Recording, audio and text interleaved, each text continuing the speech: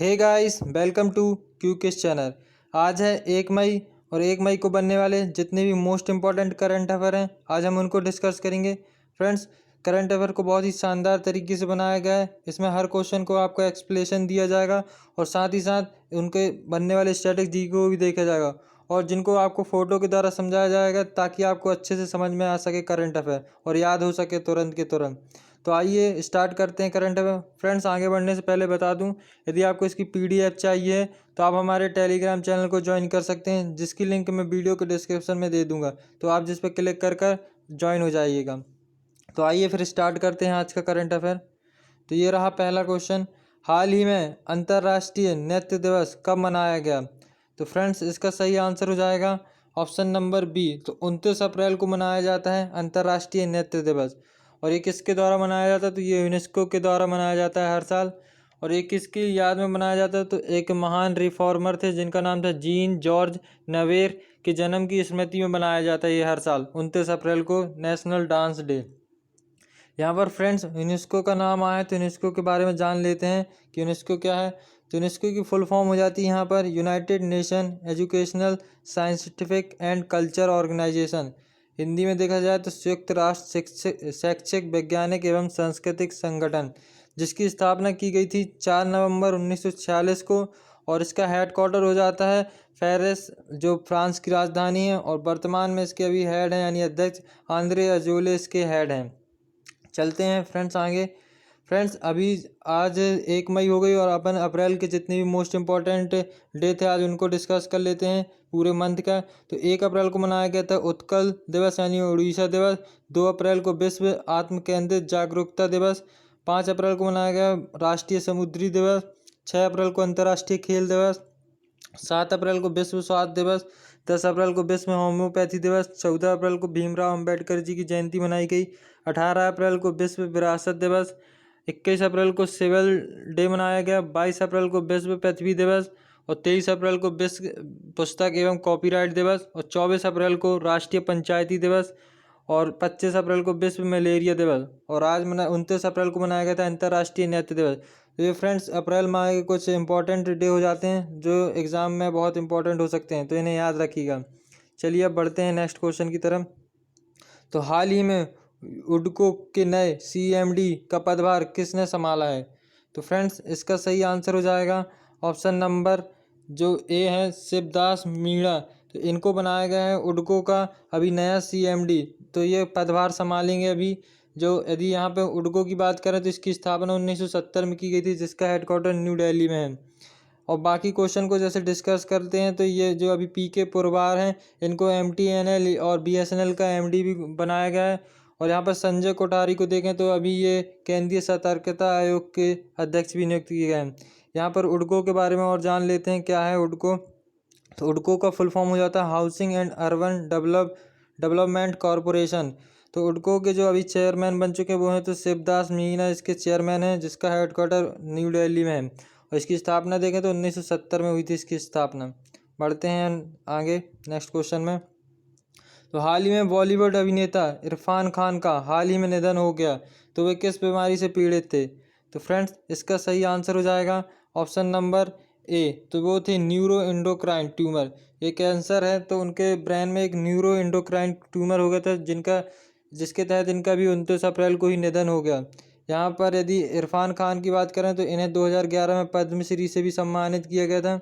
और ये बहुत ही मशहूर कलाकार थे, इन्होंने बॉलीवुड को एक अलग ही ऊंचाइयों पे ले गए थे और अलग ही मोड़ दिया था बॉलीवुड का, अलग ही पहचान थी और इनकी। यदि यहाँ पर इरफान खान के बारे में जान लेते हैं, जैसे इनका जन्म कब हुआ। तो इनका जन्म हुआ था 7 जनवरी 1967 को इनका जन्म हुआ था जयपुर में, राजस्थान की एक शहर है। और यदि इनकी फिल्म पहली देखें तो कौन सी इनकी पहली फिल्म थी, तो 1988 में आई थी, जिनका नाम था सलाम बॉम्बे। इनकी एक पहली फिल्म थी। इन्होंने बहुत सी सुपरहिट फिल्में दी हैं, जैसे Billu Barber, Paan Singh Tomar, Hindi Medium, Life of Pi और पीकू। और अभी फ़िलहाल लास्ट इनकी फ़िल्म थी अंग्रेज़ी मीडियम। फ्रेंड्स, बहुत ही मस्त मूवी है, मैं आपको सजेस्ट करूंगा कि आप भी एक बार इस मूवी को देखें, अंग्रेज़ी मीडियम। अब बढ़ते हैं अपन नेक्स्ट क्वेश्चन की तरफ। हाल ही में किस दिग्गज ऑटोमोबाइल कंपनी ने कम लागत वाले वेंटिलेटर का उत्पादन शुरू किया है?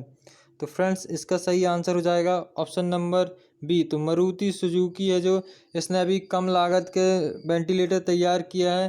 तो यहाँ पर जो कोरोना वायरस के चलते हुए भारत सरकार जो लड़ाई चला रही है, तो इसमें मारुति सुजुकी ने भी योगदान दिया है, वो भी कम लागत का वेंटिलेटर बनाकर। यहाँ पर देखें तो ये यूपी की एक कंपनी है जो यूपी में बनाई जा रही, गौतम नगर पर, वहाँ पर ये वेंटिलेटर बनाया जाएगा जो मारुति सुजुकी के द्वारा बनाया जाएगा। यहाँ पर मारुति सुजुकी की बात करें तो इसका हेडक्वार्टर न्यू दिल्ली में हो जाते हैं, जिसके अभी अध्यक्ष हैं आर.जी. भार्गव, यहाँ के अध्यक्ष हैं। चलते हैं हम नेक्स्ट क्वेश्चन में। हाल ही में किस देश ने पुरुषों की मुक्केबाजी चैंपियनशिप 2021 की मेजबानी गंवा दी? तो फ्रेंड्स इसका सही आंसर हो जाएगा ऑप्शन नंबर बी। तो भारत को ये विश्व मुक्केबाजी चैंपियनशिप की मेज़बानी मिली थी, पर इसने क्या है अभी इसको गंवा दिया है। ये होस्ट करने वाला था, और ये क्या है, लेकिन कुछ रूल टर्म्स और कंडीशन होती हैं विश्व मुक्केबाजी चैंपियनशिप की, तो उसको भारत ने पूरा नहीं कर पाया। और कहा जाता है कि इसने जो विश्व मुक्के चैंपियनशिप है, मुक्केबाजी चैंपियनशिप, उसकी जो फीस है उसको भी नहीं भर पाया था। तो इसी कारण इसने अपनी मेज़बानी गंवा दी है। तो अब ये किसके हाथ में चली गई? तो ये सर्बिया के पास चली गई है। जो सर्बिया देश है अब ये इसकी मेज़बानी करेगा वर्ल्ड बॉक्सिंग चैंपियनशिप की। तो चलते हैं नेक्स्ट क्वेश्चन की तरफ। तो केंद्रीय सतर्कता आयोग CBC में सतर्कता आयुक्त कौन बना है? तो फ्रेंड्स इसका सही आंसर हो जाएगा option number C, Suresh N Patel. तो इन्हें बनाया गया है अभी CBC का सतर्कता आयोग। अभी आपने कुछ दिन पहले ही सुना होगा संजय कोठारी, तो उन्हें क्या है मुख्य केंद्रीय सतर्कता आयोग के रूप में नियुक्त किया गया है, जो संजय कोठारी जी हैं इन्हें। तो ये इसमें देखा जाता है जो CBC होते हैं इसमें एक मुख्य सतर्कता आयोग होता है, और इनके साथ दो जो सतर्कता आयोग होते हैं, तो इनमें से एक तो हो गए हैं सुरेश एन पटेल और दूसरे हैं शरद कुमार पटेल। तो ये आप याद रखिएगा। यहाँ पर सतर्कता आयोग की बात करें तो इसका गठन किया गया था 1964 में, इसका गठन किया गया था, और इसका हेडक्वार्टर हो जाता है न्यू दिल्ली में। और ये किसके लिए काम करते हैं? तो ये जो जितने भी भ्रष्टाचारी गतिविधि हैं उनकी निगरानी के लिए ये काम करता है CBC। चलते हैं हम नेक्स्ट क्वेश्चन की तरफ। भारत की किस मध्यम दूरी की धाविका को एथलेटिक्स इंटीग्रेट यूनिट द्वारा 4 साल का प्रतिबंध लगा दिया गया है? तो फ्रेंड्स इसका सही आंसर हो जाएगा ऑप्शन नंबर सी, झूमा खातून है जो, इन्हें अभी 4 साल का प्रतिबंध लगा दिया गया है एथलेटिक्स एंड इंटीग्रेटेड यूनिट के द्वारा, ताकि इन पर क्या है एंटी डोपिंग का केस पाया गया था, इसी का यहाँ 4 साल का प्रतिबंध लगाया है। यदि यहाँ एंटी डोपिंग की बात करें तो भारत में नाडा के से जानी जाती है, यानी नेशनल एंटी डोपिंग एजेंसी। तो अभी जिसके वर्तमान पे ब्रांड एम्बेसडर बनाए गए हैं सुनील शेट्टी, ये याद रखिएगा, अक्सर एग्जाम में क्वेश्चन आ सकता है इसका, पूछा जाता है, कई बार पूछा भी अभी कुछ एग्जामों में। अब चलते हैं नेक्स्ट क्वेश्चन की तरफ। हाल ही में भारत ने किसके साथ 1.5 मिलियन डॉलर का ऋण समझौता किया है? तो फ्रेंड्स इसका सही आंसर हो जाएगा ऑप्शन नंबर बी। तो जो ADB बैंक है इसके साथ भारत ने अभी 1.5 मिलियन डॉलर का ऋण लिया है। जैसे आप ये देख रहे हैं ADB approve 1.5 million financing to support India. तो जितने भी अभी कोविड-19 के उसके चलते हुए ADB ने भारत को 1.5 मिलियन डॉलर देने का समझौता पास किया है। यहाँ पर देखें 1.5 मिलियन बराबर कितने रुपए होते हैं? तो 11,400 रुपये होते हैं इंडियन रुपीज़ में देखा जाए 1.5 का। यहाँ पर अब जैसे ADB की बात आई तो ADB के बारे में जान लेते हैं क्या है ADB। फ्रेंड्स पहले आगे बढ़ने से एक चीज़ बता दूं, ADB ने एक अपना केयर्स फंड चालू किया है, जिसका केयर्स का यहाँ फुल फॉर्म देख लेते हैं, कोविड-19 active response and expenditure support. तो ये है जो केयर्स योजना चालू की है वो भी ADB के द्वारा। तो ये केयर्स को है जो अपना फंड कहाँ से मिलता है? तो वो CPRO के तरफ से फंड मिलता है। ये अब यहाँ पर अपन ADB के बारे में जान लेते हैं। तो ADB का फुल फॉर्म है मतलब एशियन डेवलपमेंट बैंक, तो जिसका फॉर्मेशन हुआ था 19 दिसंबर 1966 को, और इसका हेडक्वार्टर हो जाता है फिलीपींस की राजधानी मैनीला है, उसका हेडक्वार्टर है। और जो अभी इसके हेड हैं वो हैं मात्सुंग आसाकावा, इसके हेड हैं। और यदि इसकी कंट्री की बात करें तो कितनी मेंबर कंट्रियां हैं? तो 68 इसकी मेंबर कंट्रियां हैं अभी वर्तमान में। चलते हैं अब नेक्स्ट क्वेश्चन की तरफ। The medicine maker power list 2020 में टॉप 20 की लिस्ट में किस कंपनी के चेयरमैन को शामिल किया गया है? तो फ्रेंड्स इसमें सही आंसर हो जाएगा ऑप्शन नंबर बायोकॉन। तो बायोकॉन कंपनी के जो चेयरमैन हैं तो उनको अभी the medicine maker power list में 2020 के जो था लिस्ट आई थी उसमें अभी चेयरमैन के रूप में शामिल किया गया है टॉप 20 में। तो यहाँ पर यदि बायोकॉन की बात करते हैं तो बायोकॉन के एमडी और सीईओ हैं अभी सिद्धार्थ मित्तल, यहाँ सीईओ हैं, और एमडी हेडक्वार्टर देखा जाए तो बेंगलुरु है जो कर्नाटक का राजधानी है। तो यहाँ पर देख रहे हैं, आगे चलते हैं जैसे, तो ये देख पा रहे होंगे, ये हैं अभी उन्हें बधाई मिली है बायोकॉन की तरफ से, जो हैं किरण मजूमदार। तो ये हैं इनकी अध्यक्ष जो बायोकॉन की हैं। तो इनको देख रहे हैं कि इनको इस तरह से सम्मानित, मतलब बताया गया कि द पावर लिस्ट ऑफ आप में लिस्ट में सम्मानित किया है, तो इस तरह से उन्हें बधाई दी गई है। तो चलते हैं अब नेक्स्ट क्वेश्चन की तरफ। हाल ही में ब्रिक्स देशों की बैठक में भारत का प्रतिनिधित्व किसने किया? तो फ्रेंड्स इसका सही आंसर हो जाएगा ऑप्शन नंबर सी। तो एस जयशंकर हैं जो भारत के विदेश मंत्री। तो इन्होंने अभी क्या है, भारत की तरफ से ब्रिक्स देशों की बैठक में प्रतिनिधित्व किया है। यहाँ पर ब्रिक्स देशों के बारे में जान लेते हैं क्या है ब्रिक्स। तो जो ब्रिक्स है, ब्रिक्स 5 देशों का समूह है, और पहले ब्रिक्स के नाम से जाना जाता, ब्रिक के नाम से जाना जाता। पहले क्या था, इसमें साउथ अफ्रीका देश नहीं जोड़ा गया था, दक्षिण अफ्रीका। तो ये दक्षिण अफ्रीका 2010 में जोड़ा गया, तो जिसका नाम बदल के रख दिया गया ब्रिक्स। इसमें Brazil, Russia, India, China and South Africa 5 कंट्रियां हैं, और इसकी स्थापना की गई थी 2009 में। तो चलते हैं हम नेक्स्ट क्वेश्चन की तरफ। किस समूह ने एक्सेस टू कोविड-19 टूल्स का एक्सीलेटर पहल की शुरुआत की है? तो फ्रेंड्स इसका सही आंसर हो जाएगा ऑप्शन नंबर सी।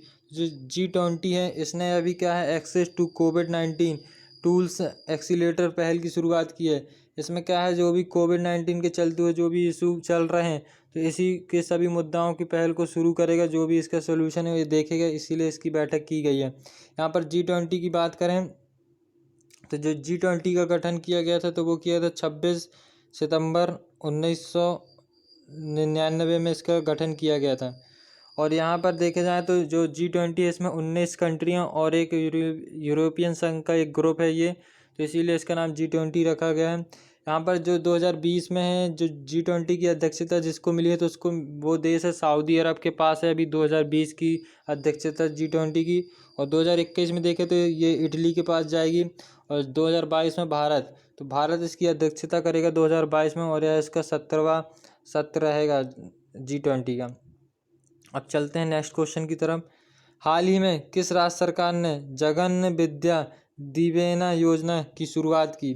तो फ्रेंड्स इसका सही आंसर हो जाएगा ऑप्शन नंबर बी। तो आंध्र प्रदेश की सरकार है, तो इसने अभी क्या है, जगन विद्या दिवेना योजना की शुरुआत की है। तो इसमें क्या किया जाएगा, जितने भी ITI, BTech, B.Pharma, MBA के स्टूडेंट हैं, तो उनके लिए वित्तीय सहायता प्रदान की जाएगी। और वो कैसे, जैसे अभी 2020 तक स्टूडेंटों को विद्यालय में दी जाती थी वित्तीय सहायता, अब लेकिन 2021 का जो वित्तीय वर्ष चालू होगा, इसमें जो भी स्टूडेंट हैं उनके माता पिता के खाते में ये राशि आएगी, ताकि डायरेक्ट उनका लाभ उठा सकें। ये सरकार की है, आंध्र प्रदेश की सरकार ने। यहाँ पर आंध्र प्रदेश की बात करें तो आंध्र प्रदेश के जो अभी CM हैं वो हैं जगनमोहन रेड्डी हैं, और यहाँ के गवर्नर हैं विश्वनाथ। तो और यहाँ पे देखें तो 25वां हाई कोर्ट भी खोला गया है आंध्र प्रदेश की राजधानी अमरावती में, जिसके हाई कोर्ट के जो चीफ जस्टिस हैं वो हैं JK महेश्वरी, यहाँ के चीफ जस्टिस हैं अभी पर वर्तमान पर। यहाँ पर जम्मू बोल रहा हूँ, आंध्र प्रदेश से रिलेटेड कुछ और फैक्ट जान लेते हैं। जैसे आंध्र प्रदेश के श्रीहरिकोटा में सतीश धवन स्पेस सेंटर भी है, और यहाँ पर कोलेरू झील और पुलिकट झील भी है आंध्र प्रदेश में। और देखा जाए तो नागा अर्जुन जो सागर बांध है जो कृष्णा नदी पर, वो भी आंध्र प्रदेश में ही मिलता है। और नागा अर्जुन सागर टाइगर रिजर्व ये भी आंध्र प्रदेश में है। और गुजरात के बाद यदि आंध्र प्रदेश की समुद्री तट रेखा ये दूसरी सबसे लंबी है। यदि जो समुद्री तट हैं उसको देखा जाए तो गुजरात फर्स्ट में आता है, उसके बाद आंध्र प्रदेश सेकेंड नंबर पर है। अब बढ़ते हैं नेक्स्ट क्वेश्चन की तरफ। नेक्स्ट क्वेश्चन देखते हैं फ्रेंड्स। यहाँ हमारे क्वेश्चन होते हैं समाप्त। यदि आपको आगे बढ़ने से बता दें, जैसे ये आप हमारे इंस्टाग्राम चैनल है, इसको आप इस ID से जैसे ये दिया क्यूकिज, तो इससे आप फॉलो कर सकते हैं हमारे टेलीग्राम चैनल और इंस्टाग्राम चैनल, और टेलीग्राम चैनल भी आप हमारे इस लिंक से आप क्लिक कर सकते हैं। आपको ये लिंक PDF में दे दी जाएगी, जिस पर आप क्लिक कर आप सीधे हमारे पेजों पर चले जाएंगे और आप उसको इंस्टाग्राम में फॉलो कर लीजिएगा, टेलीग्राम चैनल ज्वाइन कर लीजिएगा और हमारा व्हाट्सएप ग्रुप है उसमें भी आप ज्वाइन हो जाइए, जिसमें आपको बहुत सी इम्पोर्टेंट जानकारियाँ दी जाती हैं जो हमेशा क्विज के रूप में दी जा रही हैं।